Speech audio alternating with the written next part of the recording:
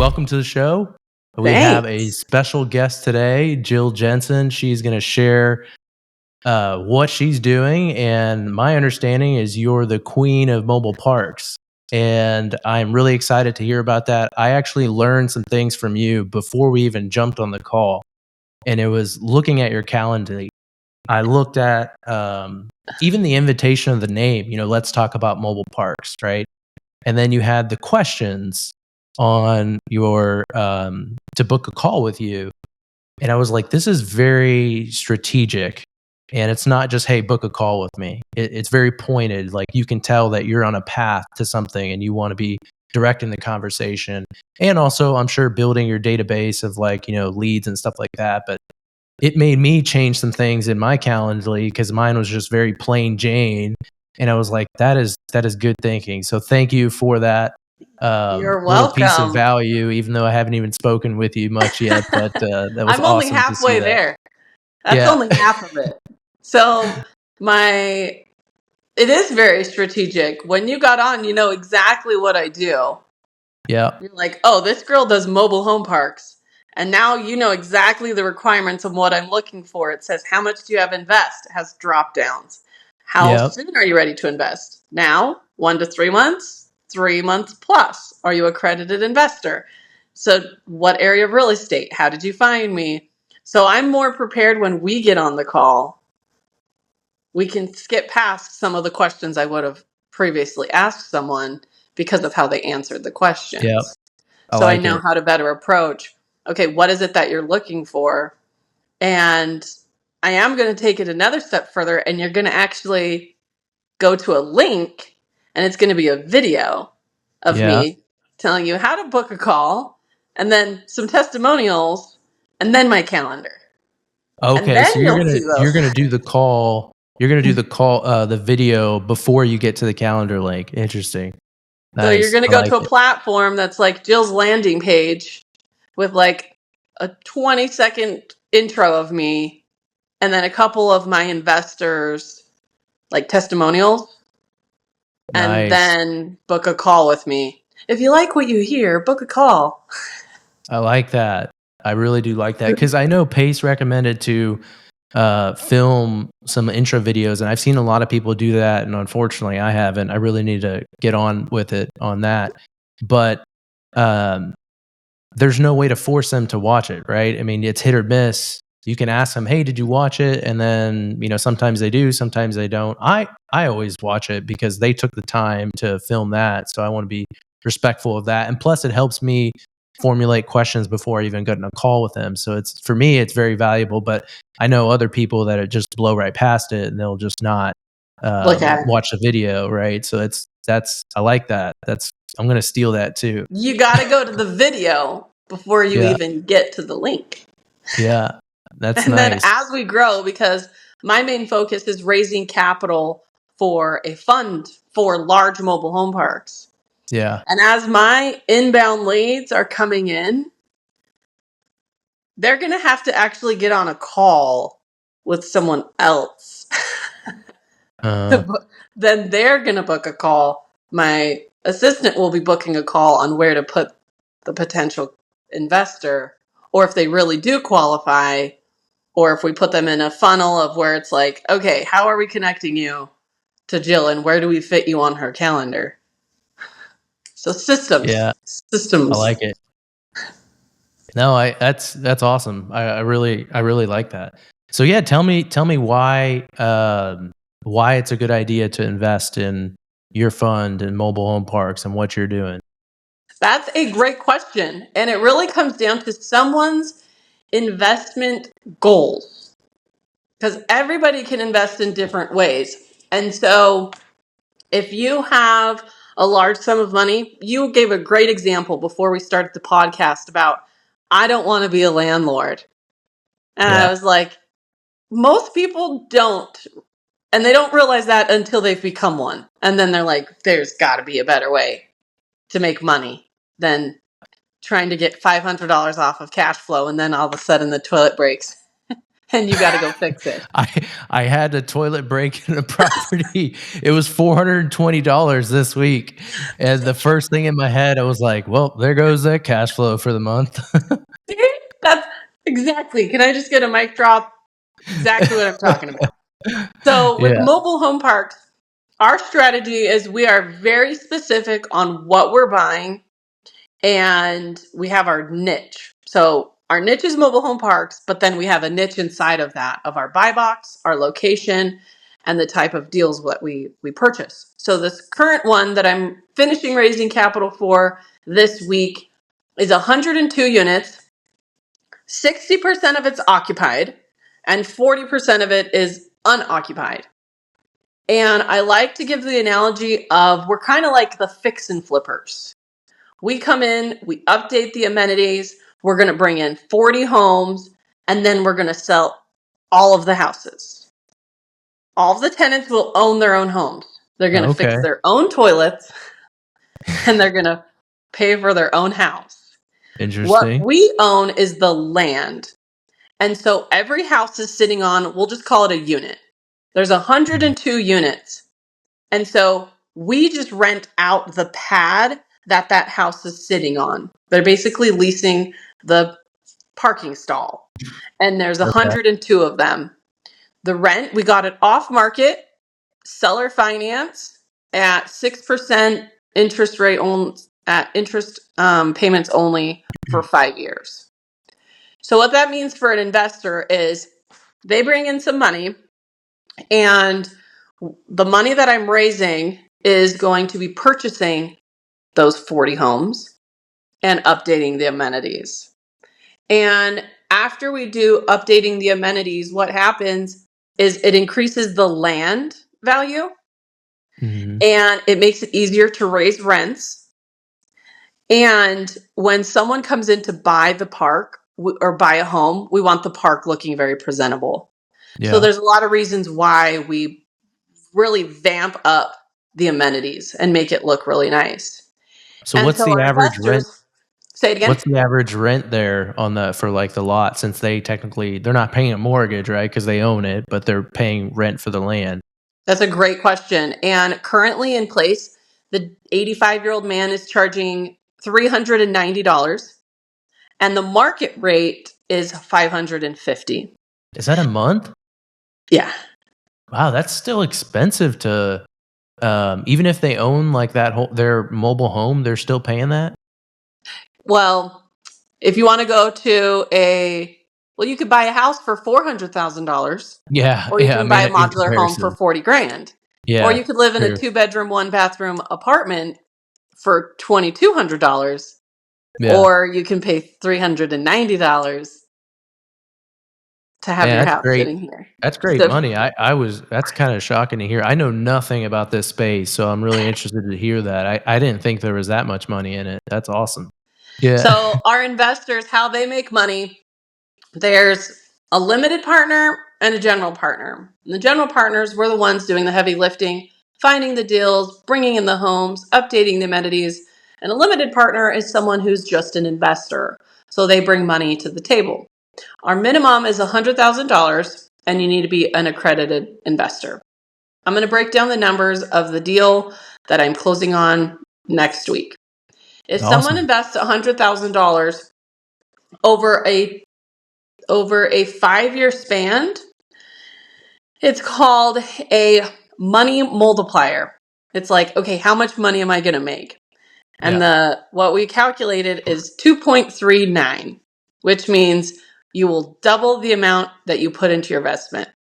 So $100,000, you'll make $239,000, more than double what you invest. This is over a 5-year span. And when we purchased the park for $2 million, it was off market, and it's only 60% occupied, and the rent rate's really low. So it's like, how can you sell that park for $7 million? And I'll explain some of the reasons why. Well, first, when we updated the amenities, that increases the amount of equity because it increases what's called the land value. We're bringing in 40 homes, and we're going to sell all of those homes. So making some money off of selling the homes. Yeah. And number 3, the rent is at $390. And I'm going to give a really good analogy. If you bought a house for $300,000 and the comps were $500,000, wouldn't you consider that a good deal? Yeah. If you put it on the market, you can make $200,000. So we're going to look at mobile home parks, their rent. So their rent right now is $390, and the comps, the rent is $550. That's a really good gap. That Wow. means if I can raise the rents to market value, I can sell it for a higher price. Just like your house at $300,000, if you're able to sell it for $500,000, there's a large gap. So with single family homes, you're looking at the price of the house, and for a mobile home park, we're going to look at the gap in the rent. Because if you purchase a park and the rent is already at market value, you don't have a huge spread being able to sell it for more, because an investor can't come in and raise rents. Yeah. And right now, only 60% is even paying $390 because there's 40 vacant stalls. So Yeah. by us bringing in 40 homes, selling them all, raising the rents, that's 102 units, and we're charging $550 a month per unit. We're It's a not pretty good fixing return there. toilets. We're Yeah. not filling it with tenants. We're just making sure the grass is cut and the potholes are filled.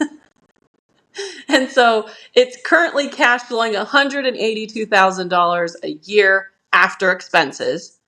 And by year 5, if we have it occupied at 90% and the rent rate is at market value, it will cash flow $320,000 a year. Wow. That's awesome.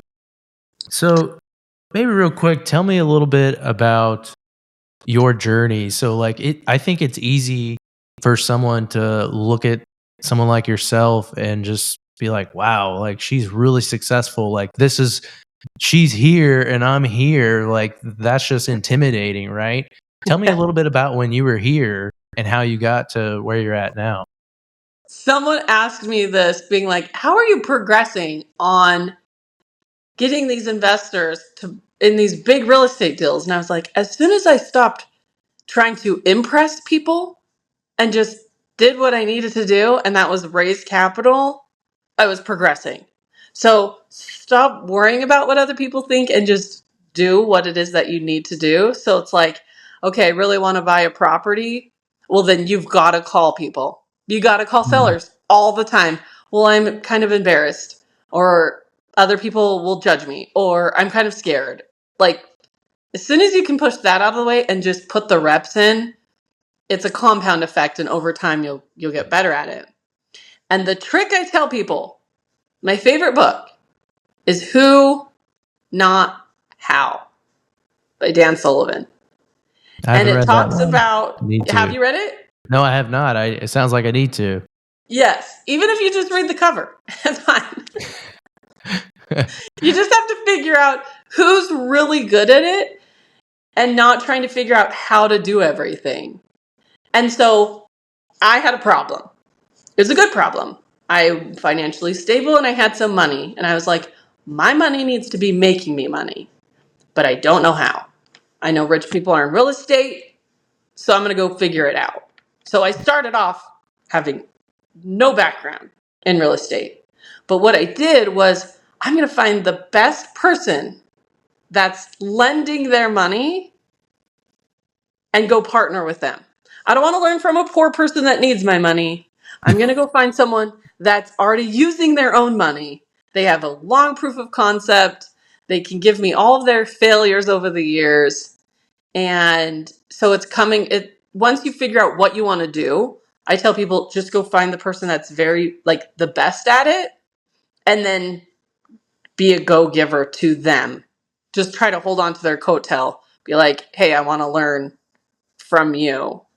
And that is where I got started in feeling confident in lending. And then from there, it was the same thing. Okay, if I'm going to invest with someone, I want them to have one niche. I feel more confident working with someone if the only thing they do is self-storage. Okay, I'll consider investing with you. You're not scatterbrained. You're looking at one thing. The Interesting. first mobile home parks I bought was with a gentleman in West Virginia. It's the only thing he does. Mobile home parks in West Virginia. Okay, awesome. The fund that I work with, the only thing they do is mobile home parks in certain areas. So finding it out what it is that you want to do, and then just holding on to the coattail of the person that's already light years ahead of you. So how long ago was this when you first started that? 14 months. 14 months ago? Yep, not that long ago. I purchased my first mobile home park in June of 23. And then I took this position at Sonos Capital, their fund, at the beginning of this year. And so I've been with the fund. I started raising capital on this last deal a month ago, 5 weeks ago, and just finished raising capital this last week. And it was a $2 million raise for this last park. So is that like, are you working for like a hedge fund, or tell me about the background of that fund, how you got connected with them? It's a 506c, and they just strictly do mobile home parks, and they were already really established. And so because they were established, I felt more confident coming into there. I didn't want to go figure it out. Once again, just go find the fund they already have all the systems in place. They have a track record, and they've all been in real estate for quite a while. And so it was just kind of one of those things that I got connected. I'm going to give a piece of advice. 2 questions. If people are watching and you only take away one thing, it's this. Every person you talk to, Pace Morby taught me this. Ask, what do you have to offer and what do you need in your business? And that's how I got to the position I'm at right now. Because every person I'm like, well, if you have something that can help my business, let's see how we could collaborate. Or vice versa. If neither of us have anything that can help each other, because we're both connecting all of the time, I can usually connect you to someone that can help you in your business. Absolutely. No, yeah, I heard him say that. Well, I mean, shoot, he says that every 30 minutes, right? He just beats that into your head, and it's so true. And when you start to think about things that way, it really changes your perspective on things. And, to create value and give and not have any expectation of anything in return. And, the way our community works, it just works itself out that way. Yeah, it's awesome. No, that's fantastic. So after this deal, is there a specific, what other regions, I guess, are you targeting in the country? We are in the Midwest red states. So the last deal was in Arizona, and this next one is also in Arizona.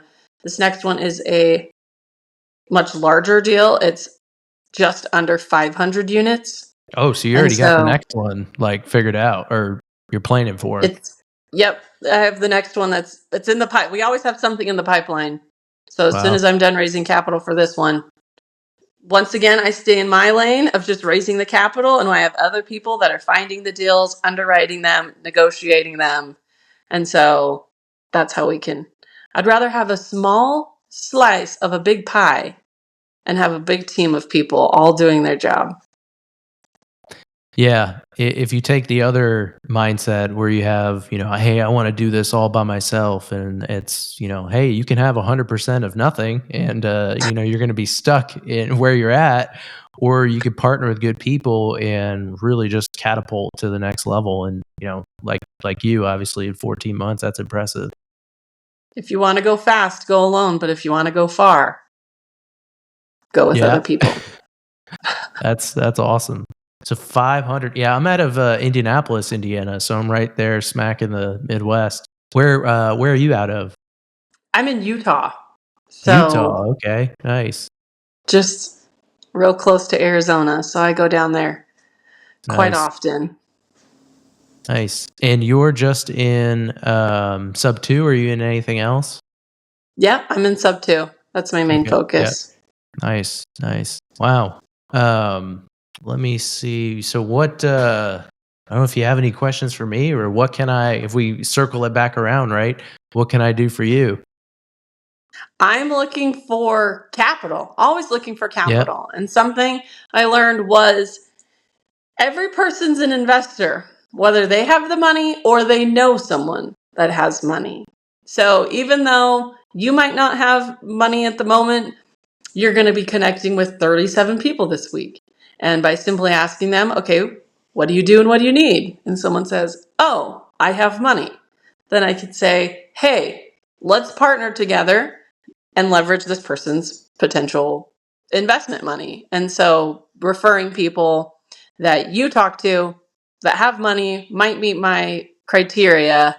Um, that's always helpful. So I assume you target like IRAs, people with IRAs, right? Investing with that. yeah, self-directed IRA is huge. Do that all the time. There's so much money in people's retirement accounts that are not being leveraged. So Hmm. retirement accounts, people have whole life policies, their cash value accounts, stocks, CDs, cash. There's a lot of different areas that people are just not using their money. So my main focus is educating people that were in a position like me. They have money and they just want their money making them money, but they don't know how or where. So I've taken the time to like figure it out for them. So now I just go communicate to them being like, "Hey, here's your money, here's my deal," and then I show them how to move forward. And with this fund, yes, I'm really good at raising capital. That's awesome. To enable to grow my business though, I'm starting to grow outwards. So I'm also looking for other people that want to raise capital and I want to teach and train them. So I'm like, okay, how can I duplicate myself? I just need to teach and train other people to raise capital and join the fund. And something I learned were there's people that invest and there's people that don't invest. And the people that invest are usually from someone's niche, or let's say like an avatar. And so I went to this convention and there was a dentist. He used to be a dentist, now he's a full-time investor, but he only targets dentists. Hmm. And that's like his avatar. There's another woman that I'm going to be working with, and her main focus is self-directed IRA. She has someone she works with. So all of those clients they already have, or she knows, that's her avatar. That's who she's going to market to raise capital from. I personally, my previous business was I owned a pest control company. And so there's a lot of money in door to door sales. These guys go out and sell for a summer, they make a bunch of money. And now I can be like, hey, look, your team could lend on this deal. And so what I'm doing is I'm just finding different avatars to go raise capital with me. So it sounds like you're looking for people to, join your team, right? Yeah. I'm looking Yeah. for other people to hire to raise capital on my And team. is that a full-time venture? Or is that for people that want to do stuff part-time, or what does that look like? It's more of a full-time thing. There is someone that I'm taking on part-time, but it would be someone who wants to focus on it full-time. So how many other funds are there in the country that are doing the same thing?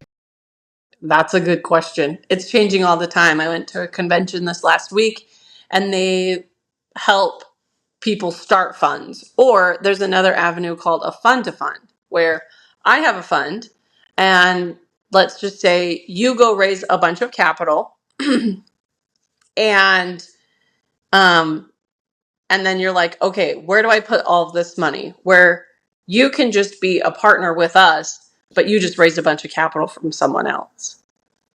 So you're just like, a, you don't have the deal, You just have the capital, and you created a partnership with some people. You raised the capital and you told these people, hey, look, I'm going to go find us a deal. And then you come to me and you and your fund to fund lend into someone else's deal.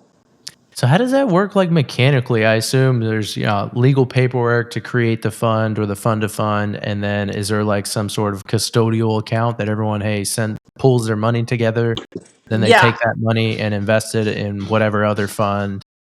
Yep. It completely depends on how you structure it and if you're a fund or a fund to fund. So, a fund, we can go do a lot of different deals.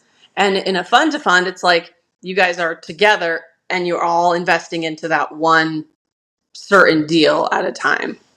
Gotcha, gotcha. So can you take if you look at the fund to fund concept, can you take, you're saying, if you raise 500K, it has to go to one deal, and if you wanted to do another fund to fund, it's gotta be like this whole separate secondary fund to fund, right? There's only one fund at a time, essentially. Yeah. But that's the same thing as a normal fund, isn't it? I mean, they're not just they're always creating different funds So, for different my projects? fund, you can invest into my fund, and I'm always going to be having different deals. So, like today, I had someone invest, but I'm done raising capital for this current deal.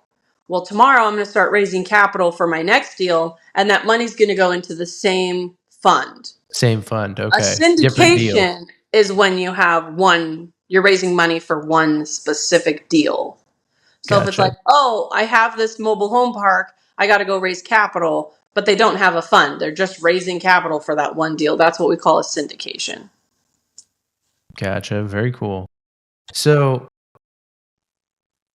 what would you say makes your fund stand out from other funds that are doing the same exact thing, right? How are you guys separating yourself from that?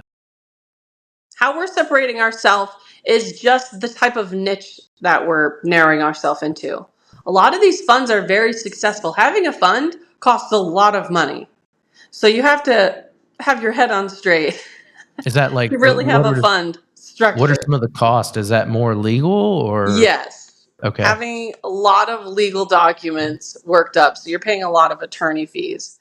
And so when you have a situation like that, you're dealing with high caliber people being like, okay, I have to learn how to structure this. I'm putting a lot of money into this deal just to start the fund in and of itself. And so you can be a part of a fund like Pace. I have money in his fund, and his is for apartment complexes. So it's not necessarily one is better than another. It's what type of portfolio, what else do you want in your portfolio? Or what do you like to invest on? And ours is people don't want to have to do any type of overhead labor. They don't want to be a landlord. They just want their money mhm, making them money. And there's insanely high tax advantages for investors, not just the people acquiring the park. So everyone gets tax write-offs. Everyone's getting 50% cash flow, 50% when we sell it. And there's low maintenance, low turnover, um, high demand for affordable housing. So it's a very secure investment, so to speak. So how does that that's what. work on the depreciation side for what you guys are doing? Because you can't depreciate land and you're selling the home, so technically you don't own the homes.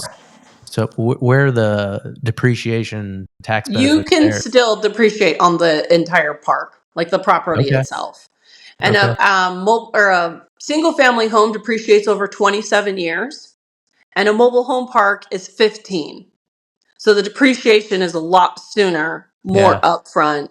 We're also purchasing 40 homes in the first year. And so because you're buying so much real estate, you can write off a bunch of that real estate in that first year. Is there, like, depreciation recapture when you're selling those homes? Like, you can't just claim all that depreciation, sell it, and then, it's gone, right? How does that We work? only hold the park for 5 years. Okay. And so, like, our process is we're going to acquire the park. We get large tax advantages the first year. And then it's, of course, a smaller amount from year 2 to year 5. At year 3, we refinance and then we keep raising rents for 2 years, and then we sell the park at year 5. So it changes over time. A larger amount in the beginning, and then it evens out, and then we just get what we can over that 5-year span. Gotcha. Do you guys do anything like non-pro rata depreciation? Like, let's say, for example, your fund takes 30% of the deal. Do you incentivize investors by saying, hey, our 30% depreciation wise goes back to you? Or how does that work? It depends on how much someone's putting in, how much they're investing, and we split it. We just split it between our investors evenly, depending upon how much they're investing. The more you invest, the more depreciation value you're going to get. Yeah. So like the one park I have 2 of them in West Virginia, and I'm a 10% equity partner. So I'm only going to get 10% of it compared to some of the other investors.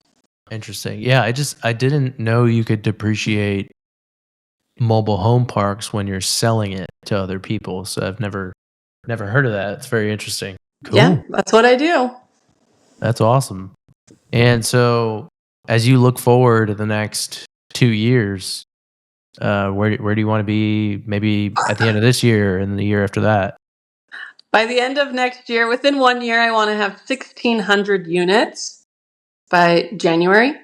And so like this next park is going to be 500 units just in one park. So even if I only acquire 4 parks, that's great. 1,600 units. And I also want to have a team of people that are raising capital over this next year. So if I can raise, if you really want me to get into numbers, if you really want me to tell you my goals, I want to personally be raising $2 million a month, and I want to have 2 other people, and they're each raising $1 million a month. Well, there would be 4 of them. I want to duplicate myself twice. I just want to raise $6 million a month. I know it's a big number, but I'm like, how do I figure that out? I figure out how many people I need and how much they need to be raising every month. And I just work backwards. I'm like, okay, here's my number. Now just work backwards. And as long as you're working on the next step, you'll get to your goal. And so if I can break it down, if I'm like, okay, if I bring on an investor and they raise $1 million, okay, and how many investors do they need? Okay, they could get 2 investors at 500K. Maybe they only need 4 investors at 250K. Like, depends on how you break it down. Okay, now how do we find those types of investors that have that kind of money? Okay, what is your niche? You're going to be in self-directed IRA? Okay, perfect. How do we find those people? Okay, we're going to navigate your LinkedIn account to match that type of audience. We're going to have someone else help run it. Okay, now we're going to schedule you for podcasts for accredited investors, and they have to have over 2,000 listeners, and maybe it's people that have these retirement or investment podcasts. So it's literally just about what your goal is in breaking it down to the numbers, and then how you find the people that have that amount of money. So 1,600 units and building a team. I love it. Love it. Yeah, it's I'm sure you probably have some really wealthy clients that are, repeat investors, right? But I'm sure you have plenty that are like, hey, I got $100,000 to invest, and you invest in your fund, and then their $100,000 is gone, right? So now you have to go find new capital and new investors, and then eventually they'll get it back, in 5 years, and then hopefully they become a repeat client for you. But that's it's constant. You have to be constantly raising money. It's every day. Being consistent is really what it is, and showing up every day. I talk to new investors. It's Saturday. I still have 4 phone calls today. Still talking to new investors. I'm like, people are off of work. Why not Saturday? Sure. You booked a call on my calendar for Saturday. So have to be willing to do things other people aren't willing to do. Yeah, well, if I run into any investors that want to park some money in mobile home parks, I know who to call now. Yep. Or they just want their money making them money. People don't realize that how lucrative mobile home parks are. So, oh, my cat, he just only jumps on the table every time I'm on a call. It's like he just knows what's his I'm on a name? call. His name's Simba. He's got to be the star of the show every time, and he'll just plop right there. What's He up, does it Simba? every time. That's hilarious. And he'll do it for hours too. I've had some like really long phone calls. Most of my phone calls, I promise my camera doesn't shut off every 5 minutes, but he'll just sit there for hours. It's crazy, but no, I really appreciate the time today. Learned a lot from you, and definitely give myself and other people something to aspire to, and admire your vision. I really like how you really have a very clear roadmap, and I think that's really critical to success. And reverse engineering, what does that look like? You know, talking about the perfect day. What does your perfect day look like, right? What does your perfect client look like, and how do you reverse engineer your way into finding that client, like you said? And for other people, how do you build the path to whatever your end goal is? What's going to make you happy, right? And kind of work your way through that process. Here's the step you need to take to get there, and you've already done that, and you're on your path to doing it. And I have no doubts you'll be getting $6 million in capital pretty quickly. Yep, me too. Just kidding. So confidence is key, right? Yeah. As long as I get help and referrals from you too, Yep. Can't make money alone. Yeah, exactly. But no, I appreciate the time. I don't know how, because I know it looked like at least on my end, the video feed is a little laggy. So hopefully it doesn't look too bad whenever it gets posted. Again, I've never used this before, but I know Pace uses it because he invited me to talk one time and he used it. And I was like, well, if it's good enough for Pace, it must be good enough for me, right? Right. So we'll have to see what the end product looks like, but we'll clean it up and, cut out some stuff, cut out the 17 times that I left and fix my camera. You can just throw me a few clips. It's great. Yeah. But no, it was great meeting you. Glad we had a chance to connect. Great. Thank you. Awesome. Have a good rest of your day. Enjoy the rest of your calls. See ya. All right. Take care. Bye.